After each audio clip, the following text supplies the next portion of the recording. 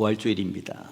성탄만 있고 부활이 없었다면 기독교는 어떻게 되었을까요? 사실 존재하지 않았을지도 모릅니다. 예수님의 십자가 이후 잠시 소강 상태에 있던 기독교는 어느 순간에 들불처럼 일어났고요. 로마의 국교가 되었으며 세계인의 종교가 되었습니다. 이 배경에는 누가 뭐래도 부활이 있었습니다. 2000년 전 예수님을 따르던 무리들은 예수님께서 십자가 위에서 숨을 거두신 이후 무덤에 묻히시는 것까지 확인한 이후 뿔뿔이 흩어졌습니다. 그렇게 다 도망을 쳤던 제자들이었습니다만 어느 순간 그들은 전부 다 다시 돌아왔습니다. 그리고 어설프게 예수 그리스도를 전했던 것이 아니라 목숨을 내놓고 예수 그리스도를 전했다라고 하는 사실, 왜 그랬을까? 그들이 부활을 체험했기 때문에 그랬던 것입니다. 사도 바울 같은 경우는 어떻습니까? 예수 믿는 사람들을 죽이고 스데반 집사를 돌로 쳐서 죽이고 그리고 원정 핍박을 다닐 정도로 드셌던 핍박자였습니다. 그런데 그가 돌아왔고 복음을 증거하는 최고의 선교사가 되었다라고 하는 것은 어디에서 그 근원을 찾을 수가 있느냐? 부활에서 찾을 수 있습니다. 그는 부활하신 예수님을 만났다라는 것입니다. 여러분은 그런 부활이 믿어지십니까? 사실 어리석은 질문이죠. 부활을 믿기 때문에 여기 와 있는 것이고 부활의 주님을 우리가 찬송하는 것이고 부활의 주님을 마음판에 새기면서 살아가는 것입니다. 부활의 소망을 가지고 사는 것이고 힘들고 어려워도 그것 때문에 이겨낼 수 있는 것입니다. 오늘 본문 9절 말씀 보니까 네가 만일 내 입으로 예수를 주로 시인하며 또 하나님께서 그를 죽은 자 가운데서 살리신 것을 내 마음에 믿으면 구원을 받으리라 말씀하고 있습니다. 부활을 믿으면 구원이라는 말이지만 반대로 말을 하면 부활을 믿지 아니하면 구원은 택도 없다는 말씀으로 들어도 되는 것입니다. 이를 통해서 우리가 알 수 있는 것은 결국 부활은 우리의 구원 문제에 있어서 가장 중요한 열쇠이구나 하는 것입니다. 그래서 오늘은 부활이 입으로 고백되어지는가 이런 주제로 말씀을 받도록 하시겠습니다. 예수님 부활하시고 승천하실 때 예수님의 부활을 목격한 사람들이 굉장히 많았다고 성경은 말씀하고 있습니다. 특별히 고린도전서 15장에서 부활의 증인들이 얼마나 많은지 부활이 믿어지지 않으면 지금도 살아있는 그들에게 가서 예수님 부활이 사실인지 아닌지 물어봐라. 사도 바울이 그런 얘기를 할 정도였습니다. 그만큼 부활은 확실하다는 이야기를 사도 바울이 전하고 싶었던 것이죠. 오늘은 부활의 목격자들 가운데 2명 이야기를 하면서 은혜를 받아보려고 합니다. 첫째는 막달라 마리아 이야기입니다.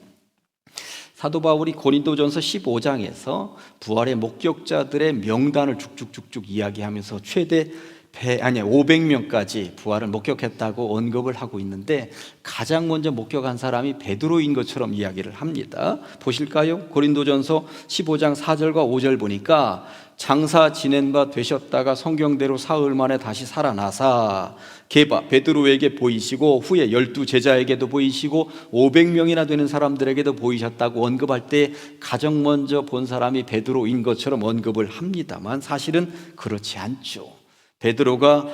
사도 바울이 이것을 잠깐 놓쳤거나 아니면 그냥 지나쳤거나 사실 누가 가장 먼저 예수님의 부활을 보았습니까? 베드로가 아니라 막달라 마리아였습니다. 예수님의 부활 목격 1호는 막달라 마리아였다라고 하는 것. 막달라는 갈릴리 바다 서쪽에 포진하고 있는 작은 마을의 이름입니다. 막달라 마리아하고 예수님의 처음의 만남은 질병 때문이었습니다. 7 귀신 들린 것 때문에 힘들어하고 있었고 예수님은 그 여인에게 다가가셔서 그를 불쌍히 여기셨고 정신적인 질병, 심령의 고통들 속에서 그녀를 구원해 냈던 것입니다. 깨끗하게 치유받았습니다. 회복을 경험한 마리아는 가만히 앉아있을 수가 없었던 것이고 예수님을 그림자처럼 따라다닙니다. 재정적으로 도왔고 십자가 곁을 지켰고 예수님의 시신이 어디에 묻히는가 마지막 무덤까지도 확인하는 그러한 열정, 세밀함을 보였던 여인이 막달라 마리아였던 것입니다. 그런데 이것으로 끝나지 않습니다. 사실 스승 예수가 죽었고 무덤에 묻혔으니 세상적인 시각으로는 다 끝난 것 아닙니까? 막달라 마리아는 이제 자기 고향 막달라로 돌아가면 되는 것입니다. 예전에 하던 일을 계속하면서 그렇게 살면 되는 것입니다. 그러나 그녀는 마지막 한 가지 더 할 일이 남아있다는 생각을 했던 것 같습니다. 예수님의 시신에 향유를 발라드려야지.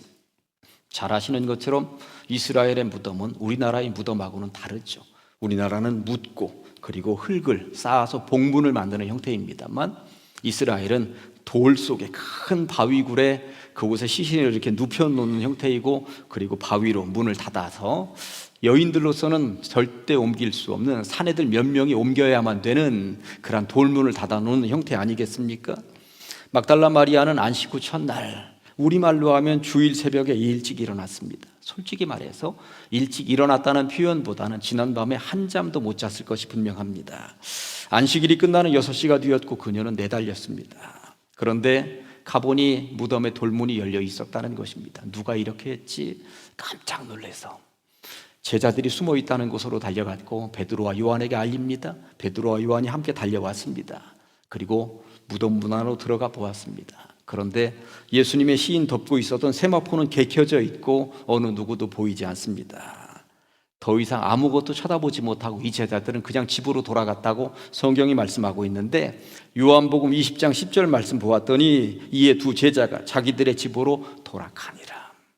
이 몇 글자 안 되는 이 절이 얼마나 절망스럽습니까? 세상에 그냥 돌아가다니요. 이게 말이 됩니까?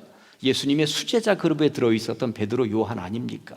무덤은 누가 열었는지, 왜 시신은 없는지, 도대체 어디로 갔는지 찾아야죠. 물어야죠. 확인해야죠. 그런 절차 하나도 없이 수제자 2명이 그냥 돌아가다니요. 이게 말이 되느냐 이 말입니다. 그런데 막달라 마리아는 달랐습니다.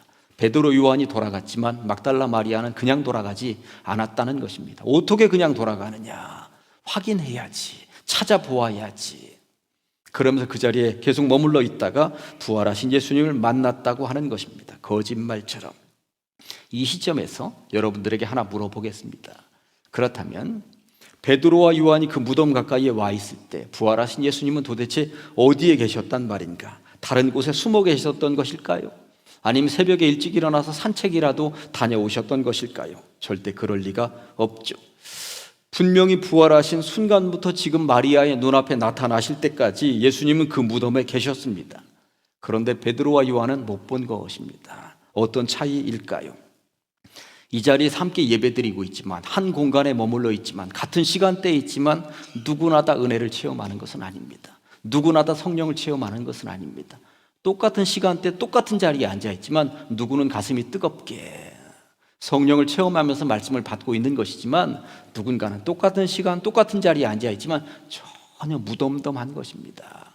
주의 성령이 체험되지 않고 가슴은 늘 식어져 있고 그런 것이죠. 똑같은 자리에 있다고 해서 똑같은 은혜가 주어지는 것이 아닙니다. 마찬가지입니다. 그 무덤에 3사람이 있었지만 2 사내는 전혀 부활하신 예수님을 못 봤다는 것이고, 한 여인 막달라 마리아는 체험했다는 것입니다. 이것을 통해서 우리가 깨달아야 하는 진리는 큰 것입니다.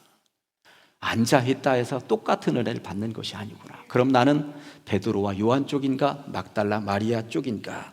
부디 비읍기는 이 부활주일에 부활하신 주님을 제대로 만나는 막달라 마리아 쪽의 사람들이시기를 주님의 이름으로 간절히 축원합니다.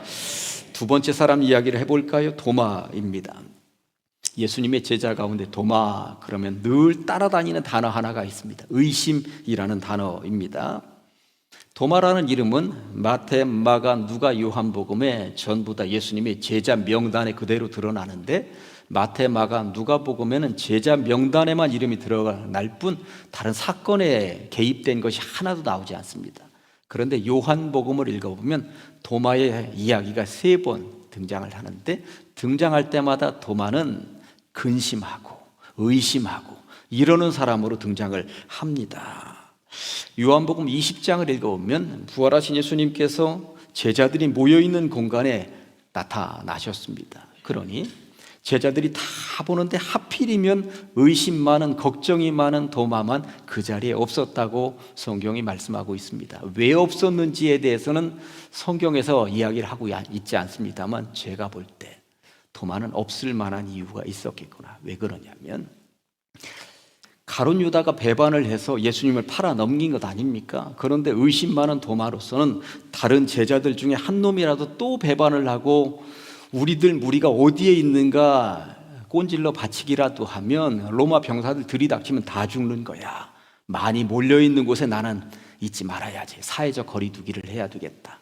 나는 살아야지. 다 죽어도 나는 살아야지. 이게 도마가 그리했던 것은 아니겠는가, 저는 그런 생각이 드는 것입니다. 그러다 보니 홀로 다른 곳에 있다가 예수님이, 부활하신 예수님이 다른 제자들 모여있는 자리에 나타나셨을 때 도마만 못 봤던 것입니다. 그러니 평소에도 그렇게 걱정이 많고 평소에도 그렇게 의심이 많았던 도마로서는 제자들이 주님 부활하셨다고, 부활하신 주님이 여기 왔다 가셨다고 수십 번 수백 번 얘도 그게 안 믿어지는 것이죠.